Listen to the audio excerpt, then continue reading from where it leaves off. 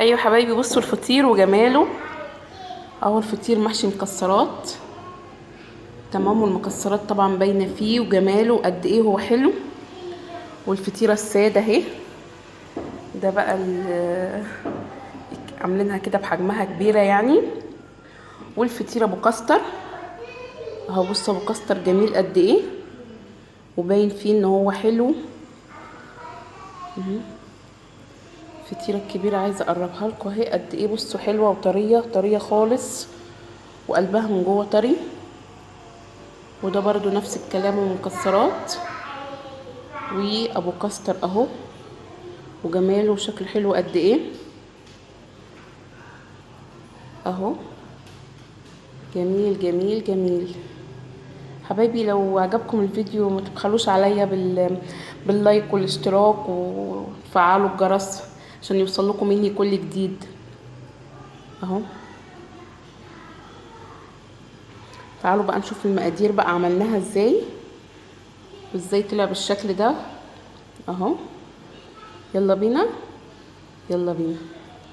ايوه يا حبايبي، معانا المقادير اهو. هنبتدي نقولها. معانا 6 كوبايات دقيق اهو، تمام، وعليهم معلقه بيكنج باودر. وهنا معانا نص كوبايه لبن على نص كوبايه ميه دافيه. ومعانا كميه سمنه على كميه زيت للعجن. ومعانا معلقه سكر كبيره. ومعانا معلقه ملح صغيره. وطبعا معانا هنا الخميره. ماشي، كيس خميره. وحطينا نص معلقه البيكنج باودر، حطيناها على الدقيق اهي. وهنبتدي نحط بقيه الاضافات. معانا الحاجه كده هتقول لكم ازيكم وعاملين ايه، وتبتدي اخباركم وكده، وتشتغل معاكم.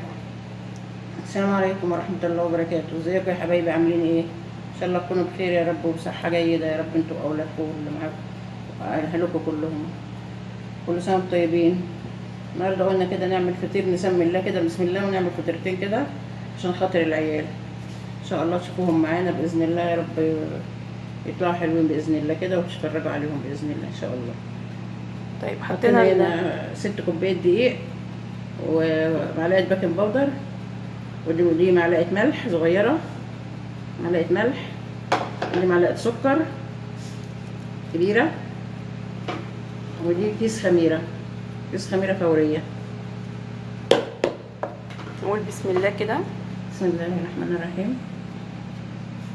الحاجه تبتدي تشتغل فيهم اهو. نقلبهم كده.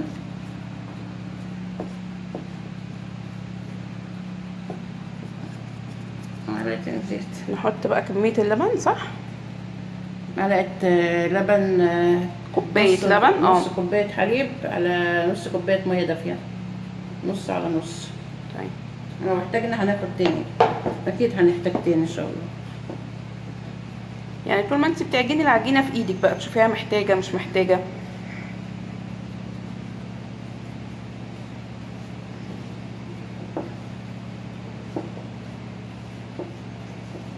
لبن، يعني هي ضافت ميه، شويه ميه تاني وشويه لبن تاني، تمام كده. وبتبتدي برضو تعجن فيهم. هي العجينه في ايدك، بتشوفيها انت محتاجه ايه.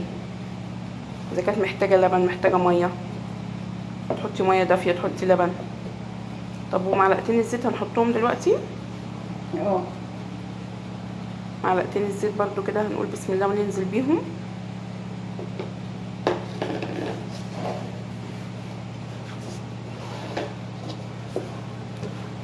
طلعي شويه طبق كده منه عشان يبان لهم بس. كل مره مصريه، كل مره. يا حبايبي اهو، بعد ما الحاجه عجنت الفطير وسابته ان هي يخمر، وبياخد ربع ساعه يتعجن. طيب هنبتدي بقى نعمله المهلبيه اللي هنحشي بيها. مهلبيه سهله وجميله ما فيهاش اي حاجه، بس هنعملها تقيله شويه علشان خاطر تقدر ان هي سمكها نقدر نحشي بيها. يعني هنعملها تقيله عن العادي عشان خاطر نقدر ان احنا نحشيه. طيب معانا كوبايه لبن كبيره اهي، وهنزل عليها بنص كوبايه سكر. ماشي اهو. وهبتدي ايه اقلبه اهو يا حبايبي. حطيت السكر على الايه، على اللبن، وهقلب فيه لحد ما يدفى شويه. طيب معانا الحاجه برضو لسه شغاله فيها اهو، بتعجنها. بقت ما شاء الله جميله في ايديها وطريه، وريحه الخميره فظيعه فيها خالص. وحطت شويه دقيق اهو بتعجن بيهم اهو.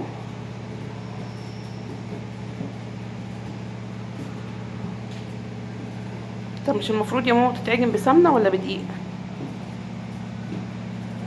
لا حطينا لها معلقتين سمنه. حطيت لها اهو معلقتين زيت اللي هما في الاول، وبتعجن بيهم اهو يا حبايبي. اللبن ابتدى يدفى معايا، وفي قلبه طبعا نص كوبايه السكر، ومعايا كميه نشا دوبها في حبه لبن.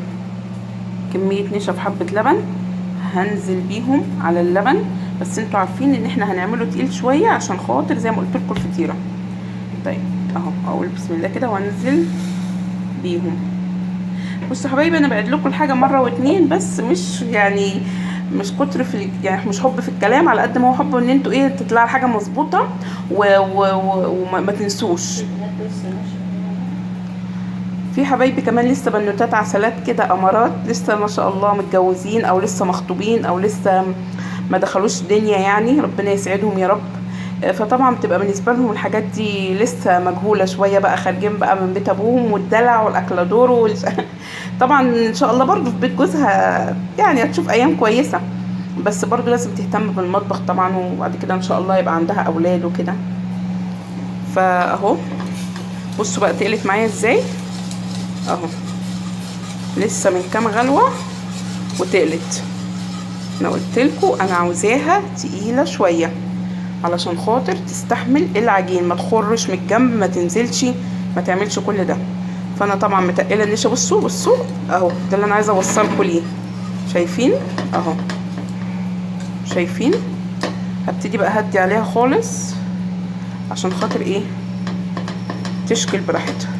هي غلوه واحده بس وهطفي عليها علشان خاطر ايه تفضل تقيله كده وسمكها تقيل.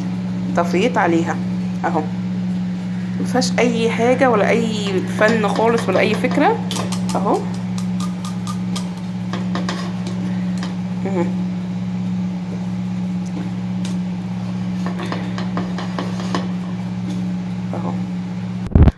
اهو يا حبايبي الحاجه عجنتها اهو وخليتها تمام، وبتبتدي ان هي تكور فيها. هي تعملهم اتنين كبار، واحده محشيه كاستر والتانيه محشيه الزبيب وجوز الهند وكده يعني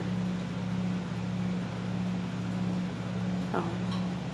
طالعه جميله والله وريحتها جميله جدا. عندنا كمان المهلبيه اهو، عايزه اوريكم سمكها تقيله اهو عن العادي. ماشي اهو. ايوه يا حبايبي بصوا هي ابتدت اهو تبطط فيه. ماشي في السمنه، حطينا سمنه على الترابيزه وابتدت ان هي تبطط فيه.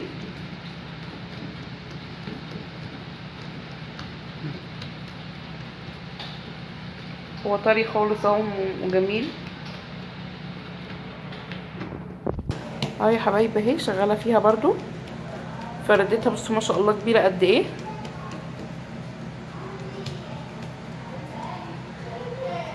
اهو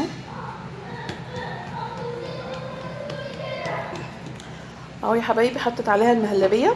احنا قلنا طبعا المهلبيه ماسكه نفسها شويه عشان خاطر هي كده كده بتخش الفرن بتسيح، احنا لازم نعملها ايه جامده شويه متماسكه كده اهو يا حبايبي. بصي هي تنتها على بعضها ماشي، يعني حطت الكاستر في النص المهلبيه ولا ايه، وراحت قافلاها على بعضها وحطيتها في صاج اهو مدهون زيت، وبتبتدي ان هي ايه يعني تفردها شويه. بس والله جميله وحلوه وان شاء الله تطلع حلوه كده على وشكم باذن الله.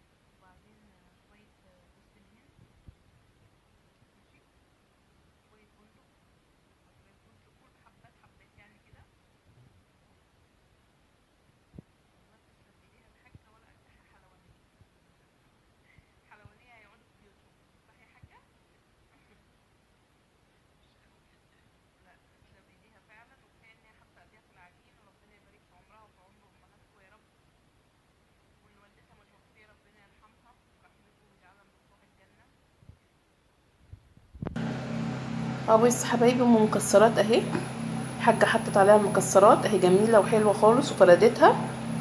وهتبتدي برضو ان هي ايه تطبقها على بعض وتقفلها زي ما قفلت ايه التانية.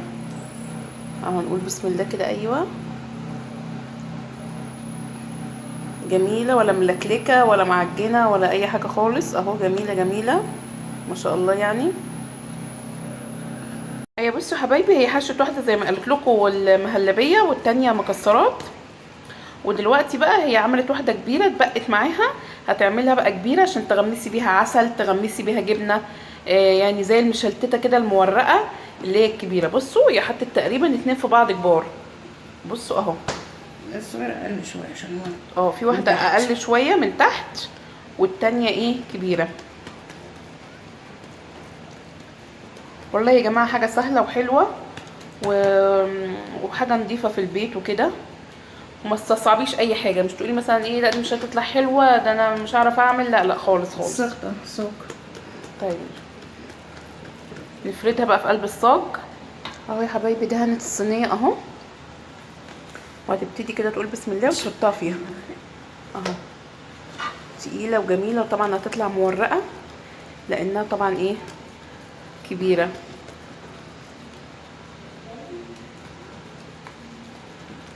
دي بقى تغمسي بيها اي حاجه طريه بقى. عندك مش مثلا حد كده راح للصعيد وضرب لك حته مش من اياهم او الفلاحين طبعا مش الفلاحين والصعيد جميل جدا. المش اللي هو العلب العادي بتاع السوبر ماركت ده برضو يعني بيقضي الغرض. جبنة بيضة اي حاجة يعني. جبنه بيضه، مربى، عسل، اي حاجه يعني. ممكن عسل، عسل ابيض، عسل اسود. في ناس على فكره بالعسل الابيض بيبقى جميل جدا برضو. خش الفرن بقى ان شاء الله لما تطلع. تطلع بقى مورقه وطريه وهو ده الشغل. كلها حنية بقى. كلها حنية. اهي بصي حبايبي بتاعت المهلبية طلعت اهي جميلة جميلة جميلة. بس طبعا هي مش هتتقطع دلوقتي، لو اتقطعت وهي سخنة طبعا هتتهري. فانا هعمل ايه، هدهنها عسل. عندي عسل اهو شربات خفيف اهو، هدهنها فوق الوش ماشي، عشان وهي سخنة كده تشرب العسل. عسل وسكر اهو تمام اهو.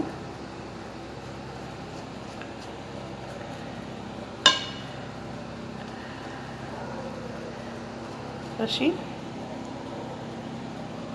برضو بتدهنيها اهو. طبعا ايه بقى تاني غير العسل، بدهنها شوية لبن اهو. اللبن بقى برجع لها ايه طريانها ماشي، ويخليها بقى ايه جميلة كده. ولا فردة. ايوه يا حبايبي بصي اهو اللي هي بتاعت المكسرات طلعت برضو نفس الكلام. بدهنها اهو سكر، ركزوا معايا اهو، لا تتوهوا مني اهو تمام اهو. ولبن ماشي معايا برضو ايه اللبن جميلة برضو بتاعت المكسرات خالص خالص.